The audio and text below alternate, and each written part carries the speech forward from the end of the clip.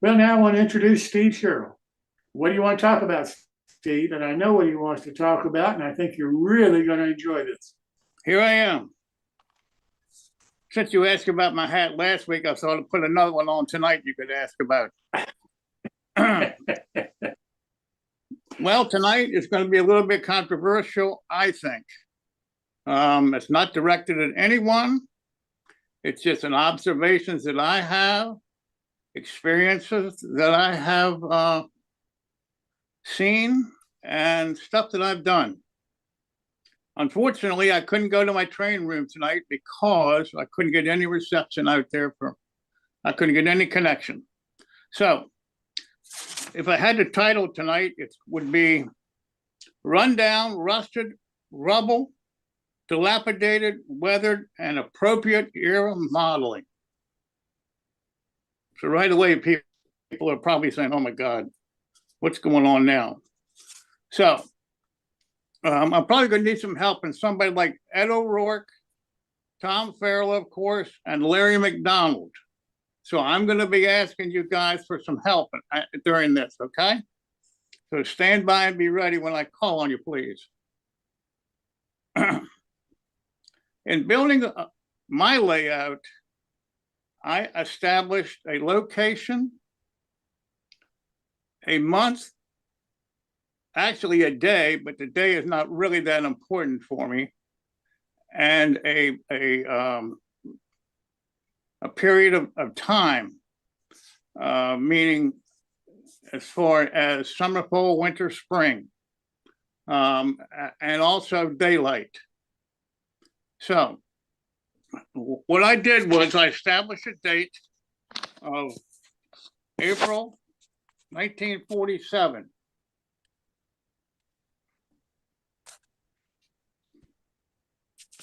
So since I live in West Virginia, here's a West Virginia map, and I selected a location. These are real names of towns in West Virginia, and they did connect with the B&O Western Maryland. And I tried to show that connection with a narrow gauge hookup, but it was only through coal processing, transfer, and cross-platform transfer. So this was actually something a model railroader sent me in 2004 or 6, I don't even remember. But anyway, so now I've got a time and a place and what I'm going to model.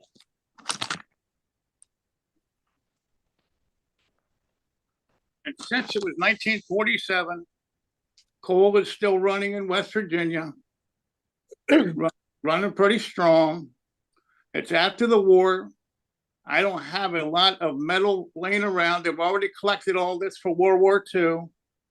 The engines are well worn from their service during the wars.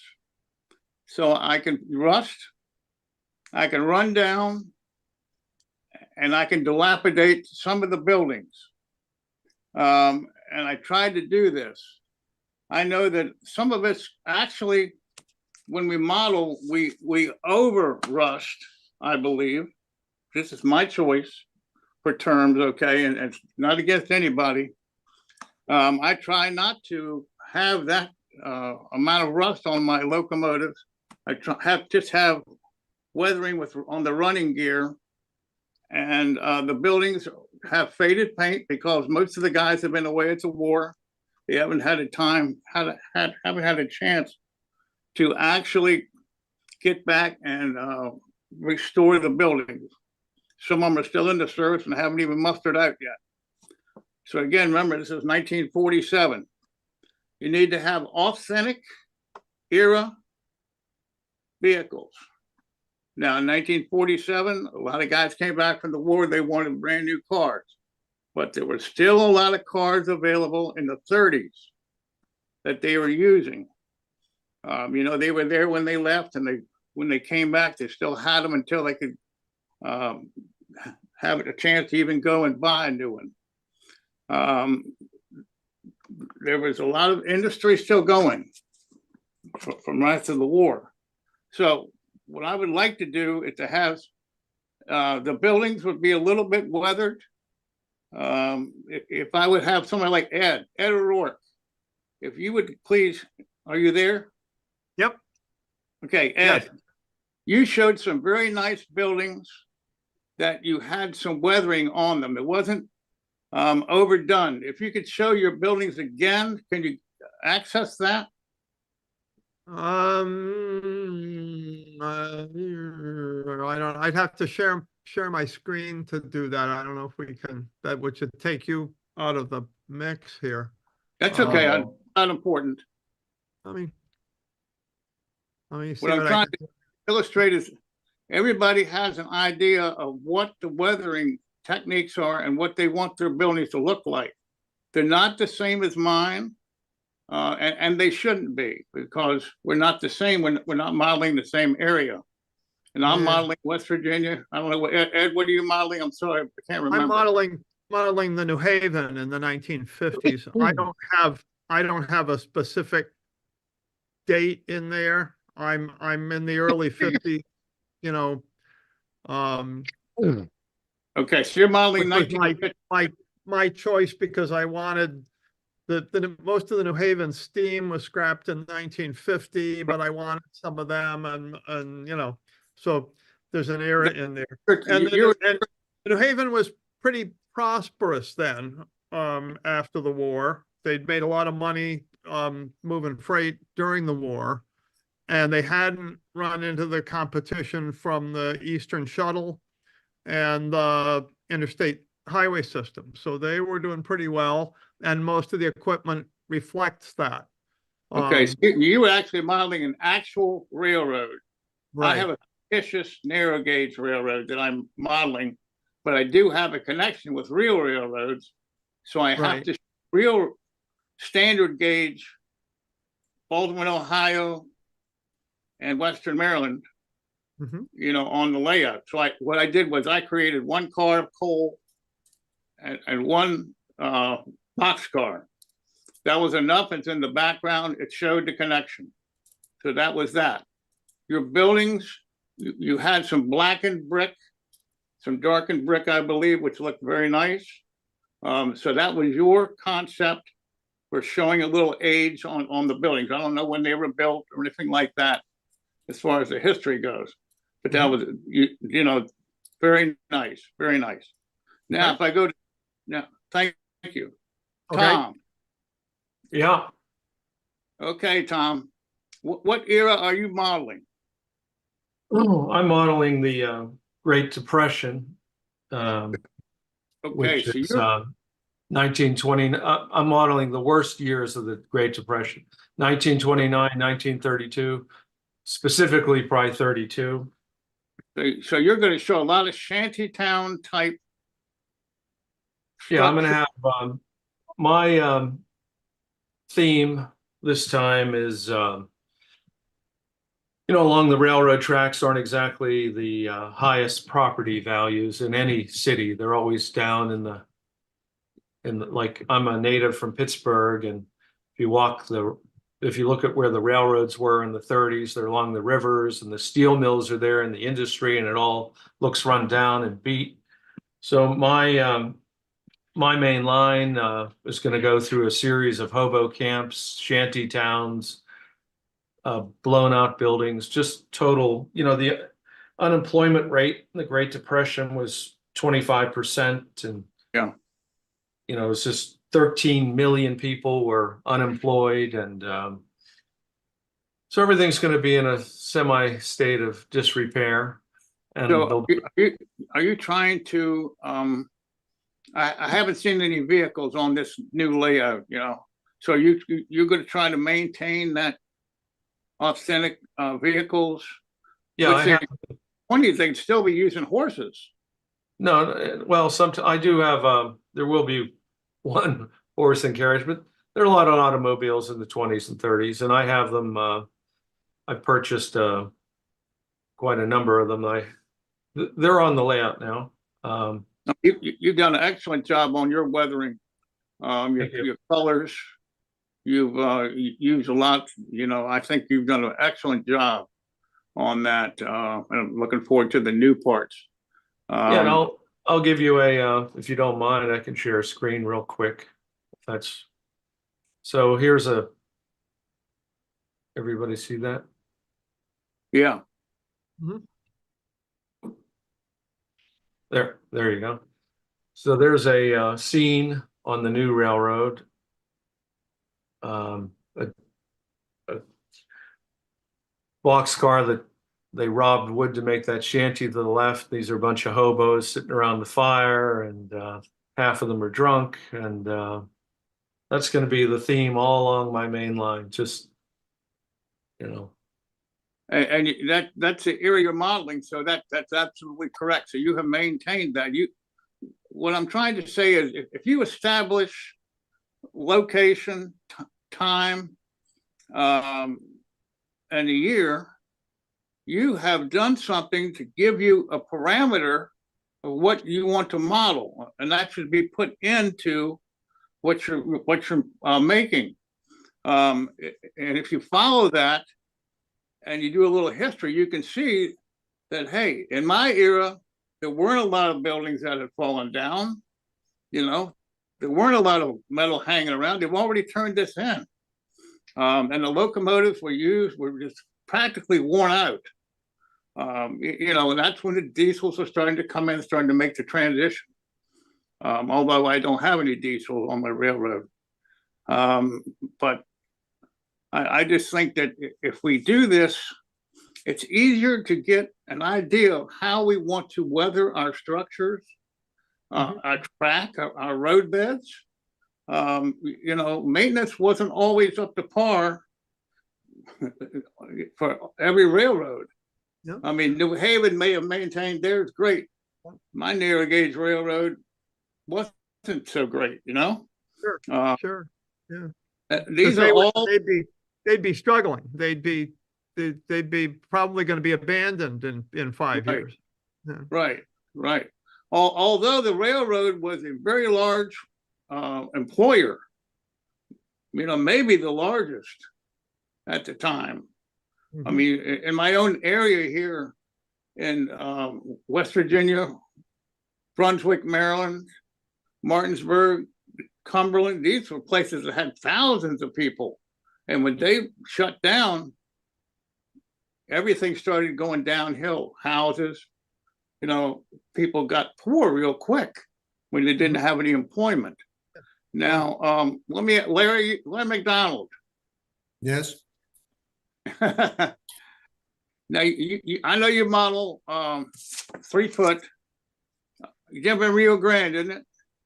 That's what I did, because when I got into the group I'm in, which most of all the guys, everybody was doing Colorado. So I went out and got all the Colorado engines and started, but I've since changed to the west coast of Canada in BC. Okay. But you didn't, are you still maintaining, you got a location, you got a period of Yes. time. And so what era are you modeling? I chose 1932. I want to actually slide back, but I can't help but have some Model A's and Model T's. Right. I'm actually looking at, because now with better wagons and that being available, and horses and teams of horses, I'm going back, because those, even here in Ontario, farmers used horses. After the Depression, they couldn't afford tractors still. They were using teams of horses in the field. So, you go rural, you see the teams of horses, or even in my small town. The Iceman and the Milkman came around with the horse and So your buildings, do they show any dilapidation? Are they well maintained? I like to go towards the dilapidation, but some of them are well maintained, or because they're reasonably new. It's a proto freelance, but it's based on some of the history of other railroads in the area. Okay. So, It's still you're still narrow gauge though, right? 3 feet? Yes, 3 feet, yes. And a little bit, there's an ON 30 tram line. Okay. So what your weathering techniques are the same as they were from Colorado? Yes, pretty much. Okay. Now, are you in mountainous area? Yes, that's why I chose BC, because I didn't have to take down the mountains that I already had in my backdrops fit. Very Okay. mountainous, so it worked for me. Okay. So The thing I you're, didn't like about Colorado, it didn't have any water transport and connections to water transport, and I just got to have boats. So right, right. Okay, okay, thank you. Rich Randall, you still here? I don't know if Rich is still here or not. Hey, Steve, there's a couple of my cars there on the layout. See that one? I can't, yeah, I see the one in the background, yeah. Yeah. Yeah. And, there's another one, see? Yeah, okay, yeah. Rick is still Very here, nice. but I don't think his video Very is nice. on. No, What's- let me ask Gary Sherrill. Yes, sir. Gary, you got a location, a time period on your railroad that you're modeling?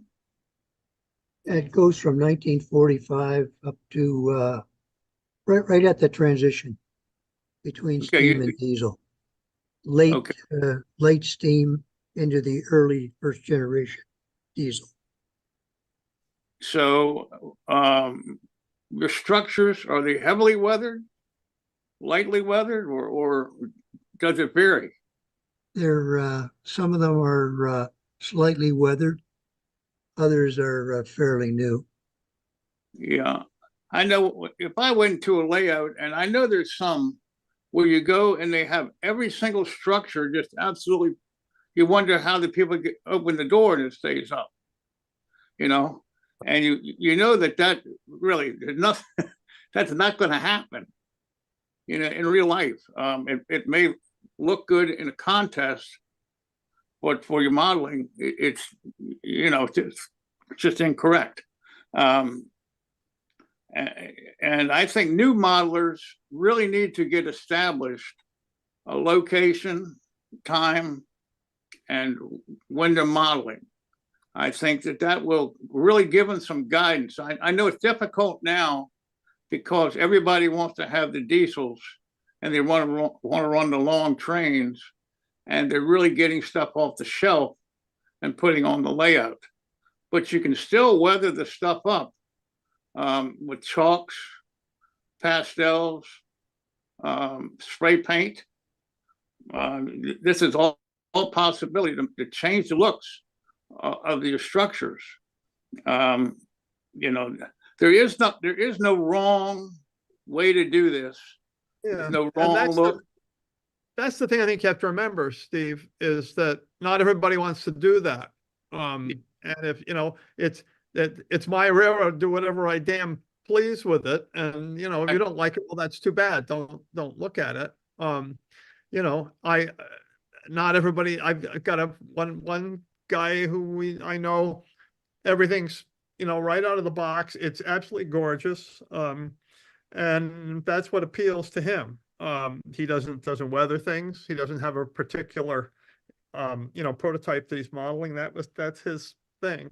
Another guy models the 4th of July weekend of 1948 in the Adirondack Mountains. He's that specific about it, and that works for him.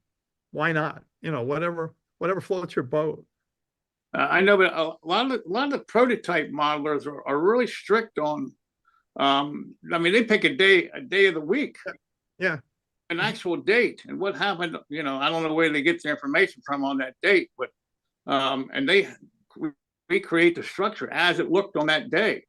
You know, and I mean that's a little extreme in my book, but you know that's what they do, and it's perfectly acceptable. I have no problem at all with that type of thing. Well, the model an engine after it's been in a wreck, you know, it looked different yesterday or a month ago, and I think that's what makes it really nice to have a layout that you did. It's not like anybody else's. Owen 30 is famous for that. There are no Exactly. two over 30 layouts ever look the same. Right. I mean, You can go to it, the extent of Al Judy, how like he likes the weather, and I really appreciate that too. I enjoy seeing that in the rundown. And but this is a calendar here of a Canadian Class 1 railroad, and yes. this is a northern, which would have been on passenger trains when by my house was a kid. But Mhm. this is getting near the end of steam, but still they're well maintained. But there is weathering on them. You know, Yes. down around the wheels, the cylinders are back by the ash pans. If they aren't getting constantly washed, they're going to be dirty. Yeah. If I modeled the New Haven in the 60s, after the Eastern Shuttle came in and after the interstate highway was built, all the engines, the cars would be filthy because they didn't have any money. They were ready, they'd gone bankrupt, and they didn't run the car washers anymore. They Yeah. couldn't afford to. And they so it'd be a totally different thing. I don't care for that. But that's a Class 1 railroad too, isn't it? So That's what that's what you find. It's whatever floats your boat. If this is what you like, do it. Absolutely. Absolutely. I mean, that's a good thing about model railroading is, it may not be our style, but we'll accept it. An appreciation of what this person did.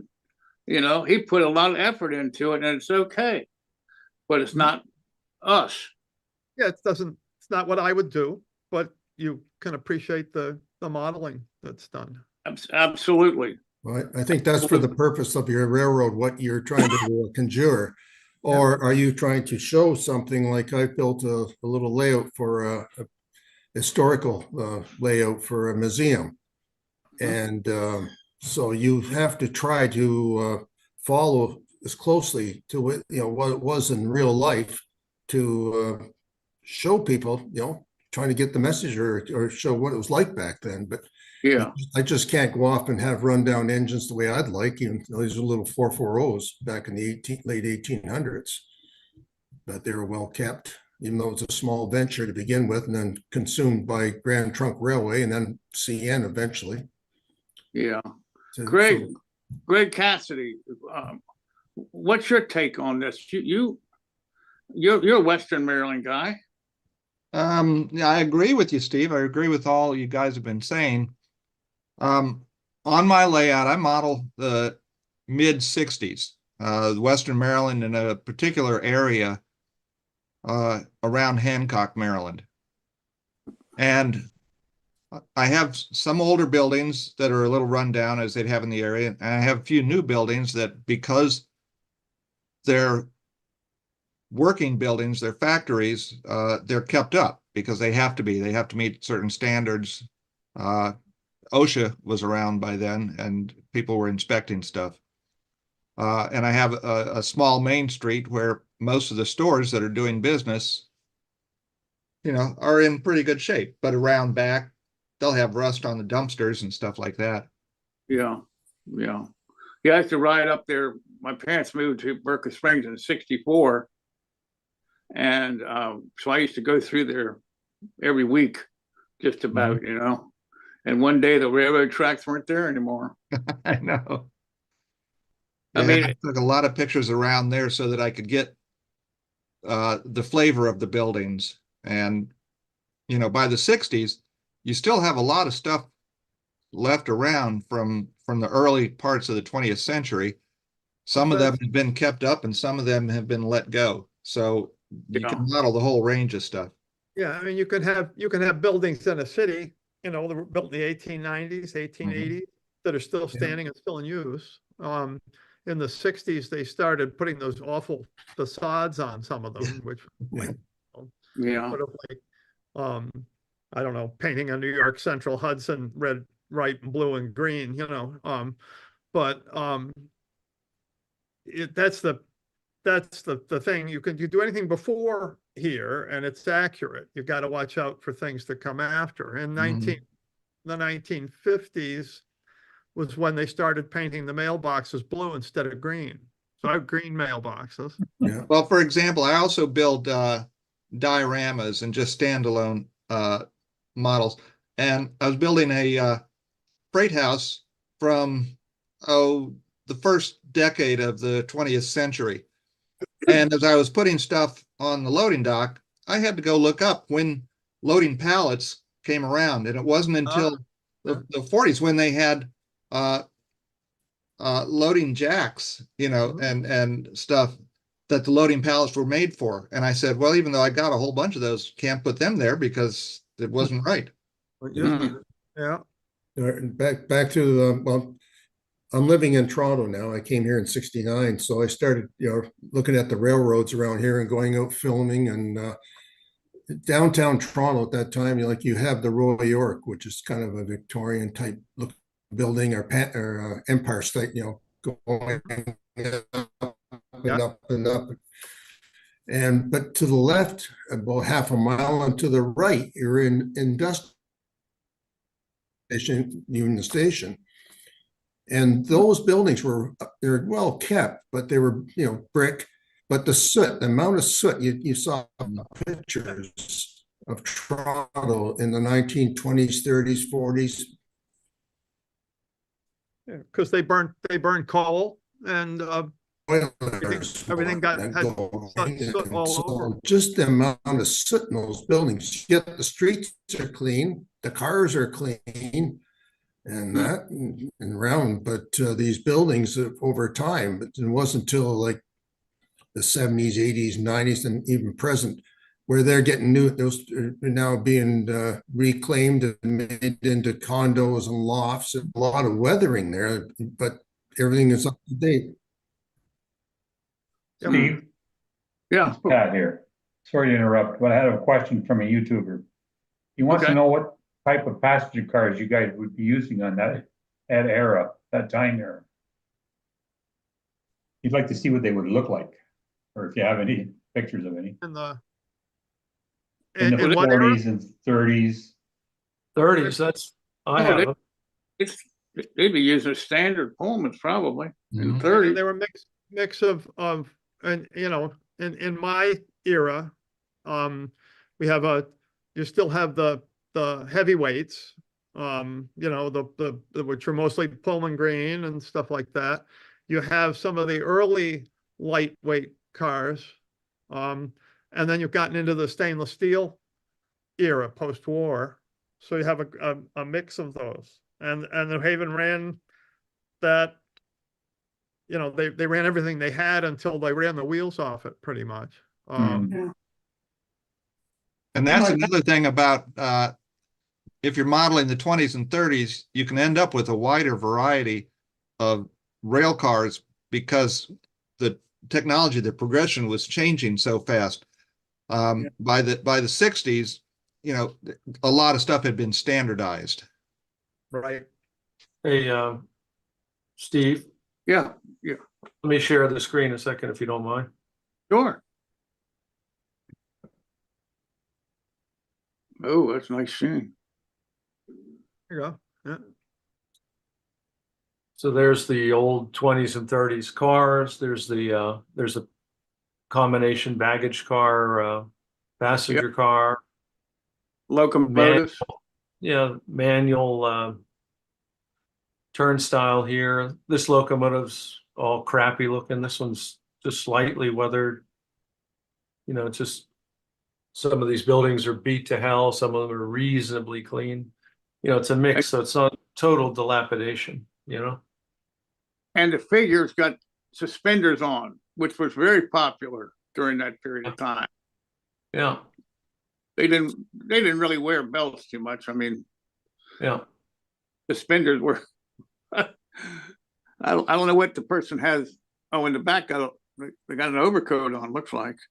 He's a spy. Hey, Steve. Yeah. Steve, I had an interesting thought the other day. What would the group think if I were to model, let's say, 6 square city blocks, and every 2 blocks was a different era? Yeah, you can Let's do say that. the first two blocks were the 50s, second two blocks were the 60s, 70s, and then the last two blocks you kind of got into 80s and 90s.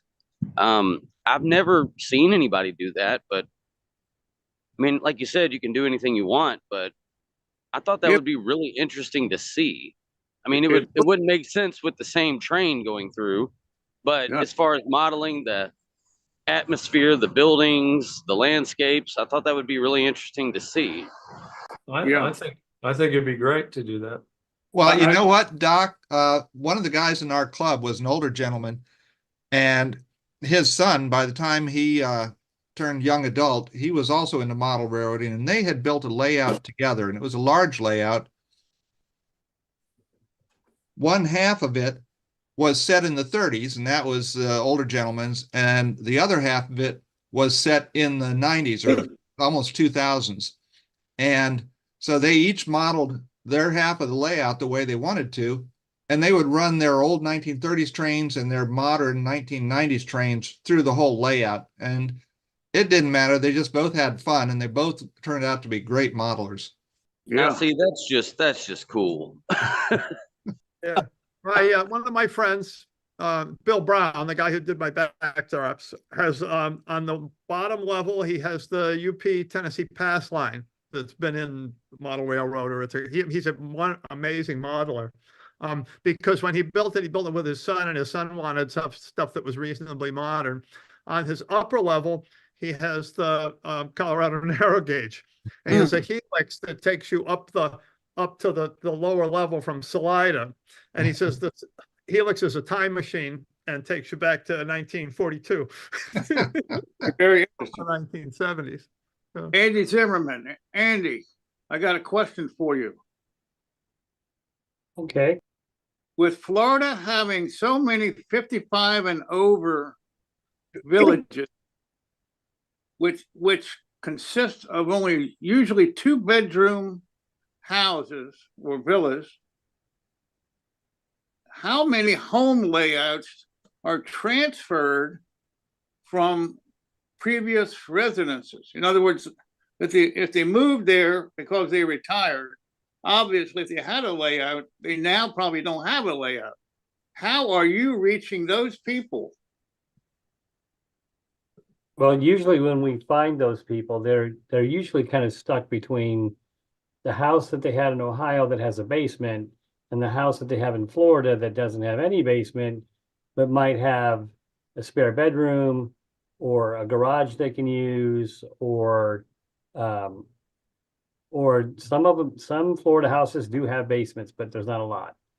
So so typically when they come to and talk to us about it, we try to help them rebuild it. Like, had a guy from California came in, he had a nice layout in California, and now he had to restart his layout here in Florida because he brought all his stuff, but he didn't bring all the bench work and everything else. So we just got together and we just started helping him reconstruct something similar to what he had before. So there's about 5 of us that are helping him out right now. But it's a lot of this is at the local level, so we have to encourage the local people to help out, and we have to try to encourage the clubs to help out. Because I mean, face it, when you first get here, you're looking for a club. You're not looking for an NMRA, division, but you're looking for a club, and you're trying to jump in, get to know people, and so we try to reach out to the clubs to offer them assistance, and or any NMRA members that show up on our end of month report, we offer them we try to get them the assistance they need as well. So sometimes we get a whole club to go down and help somebody out. We had a O-scale club down here just south of me, in I think it's Sopchoppy, but it's a small little town here in Florida, and a group of about 10 of us went and helped out. I'm an N-scaler, but I went and helped out a guy that's got a huge O-scale layout. He just gotten to the point where he had built it as far as he could build it. And now he was getting kind of some medical issues and some other things. And he knew he Yeah. was on his way out the door, but he didn't want to leave it that way. He wanted his kids to have a legacy. So we helped him right until he passed, and then we helped the kids continue it until it turned out fairly nice. You can run operations on it now. Oh, that's great. That's great. Well, listen, I hate to stop this, Steve. I think it's been a great discussion, and you guys are welcome to continue it. But I think to give Phil and Pat a break, we've got to, terminate the show and then go from there. But thanks so much for doing this, Steve, because it's a great discussion tonight. Yeah, it's good. Good discussion. And I love your hat. I love your hat. Now, tell me about your hat. Where'd you get that? There is a big story about this. I'll tell you after we close. All right, then let me do this. Pat, if you'll run our caboose, then we'll get out of here.